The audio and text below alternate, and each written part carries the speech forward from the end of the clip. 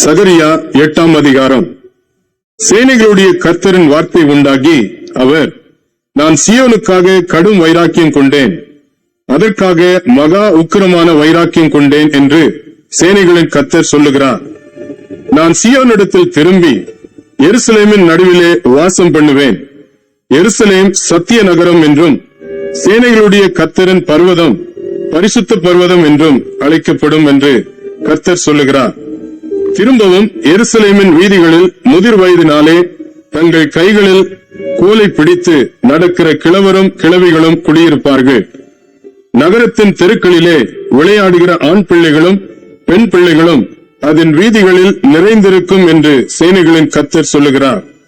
சேனைகளின் கர்த்தர் சொல்லுகிறது என்னவென்றால், அது இந்த ஜனத்தில் மீதியானவர்களின் பார்வைக்கு இந்நாட்களில் ஆச்சரியமாயிருந்தாலும் என் பார்வைக்கும் ஆச்சரியமாயிருக்குமோ என்று சேனைகளின் கர்த்தர் சொல்லுகிறார்.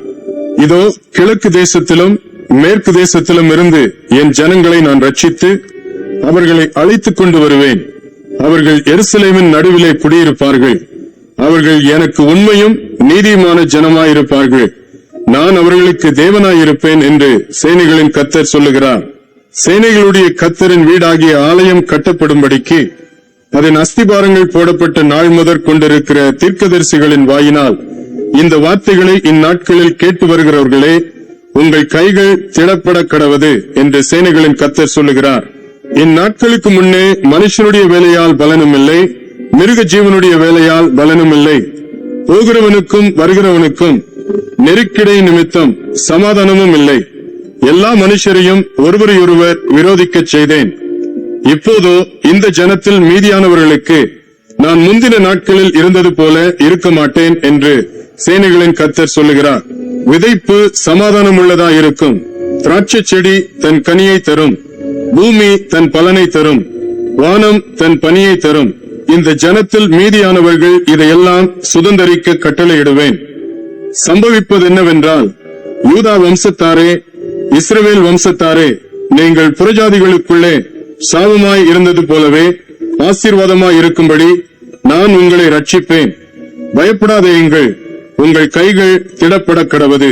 சேனைகளின் கர்த்தர் சொல்லுகிறது என்னவென்றால், உங்கள் பிதாக்கள் எனக்கு கோபமூட்டின போது நான் உங்களை தண்டிக்க நினைத்து மனம் மாறாமல் இருந்தது போல இந்நாட்களில் எருசலேமுக்கும் யூதாவுக்கும் நன்மை செய்யும்படி திரும்ப நினைத்தேன். பயப்படாதேயுங்கள். நீங்கள் செய்ய வேண்டிய காரியங்கள் என்னவென்றால், அவனவன் பிறனோடு உண்மையை பேசுங்கள். உங்கள் வாசல்களில் சத்தியத்துக்கும் சமாதானத்துக்கும் ஏற்க நியாயம் தீருங்கள். ஒருவனும் பிறனுக்கு விரோதமாய் தன் இருதயத்தில் தீங்கு நினையாமலும் பொய் யானையின் மேல் பிரியப்படாமலும் இருங்கள். இவைகளெல்லாம் நான் வெறுக்கிற காரியங்கள் என்று கர்த்தர் சொல்லுகிறார். சேனைகளுடைய கர்த்தரின் வார்த்தை எனக்கு உண்டாகி அவர், 4ஆம் மாதத்தின் உபவாசமும் 5ஆம் மாதத்தின் உபவாசமும் 7ஆம் மாதத்தின் உபவாசமும் 10ஆம் மாதத்தின் உபவாசமும் யூதா வம்சத்தாருக்கு மகிழ்ச்சியாகவும் சந்தோஷமாகவும் நல்ல பண்டிகைகளாகவும் மாறிப்போகும்.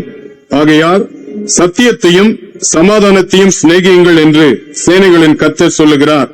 இன்னும் ஜனங்களும் அநேகம் பட்டணங்களின் குடிகளும் வருவார்கள் என்று சேனைகளின் கர்த்தர் சொல்லுகிறார். ஒரு பட்டணத்தின் குடிகள் மறு பட்டணத்தின் குடிகளிடத்தில் போய், நாம் கர்த்தருடைய சமூகத்தில் விண்ணப்பம் பண்ணவும் சேனைகளின் கர்த்தரை தேடவும் தீவிரித்து போவோம், வாருங்கள், நாங்களும் போவோம் என்று சொல்லுவார்கள். அநேக ஜனங்களும் பலத்த ஜாதிகளும் எருசலேமிலே சேனைகளின் கர்த்தரை தேடவும் கர்த்தருடைய சமூகத்தில் விண்ணப்பம் பண்ணவும் வருவார்கள். அந்நாட்களில் பலவித பாஷைக்காரராகிய புறஜாதியாரில் 10 மனுஷர் ஒரு யூதனுடைய வஸ்திர தொங்கலை பிடித்துக் கொண்டு, தேவன் உங்களோட இருக்கிறார் என்று கேள்விப்பட்டோம், ஆகையால் உங்களோட கூட போவோம் என்று சொல்லி அவனை பற்றிக் கொள்வார்கள் என்று சேனைகளின் கர்த்தர் சொல்லுகிறார் என்றார்.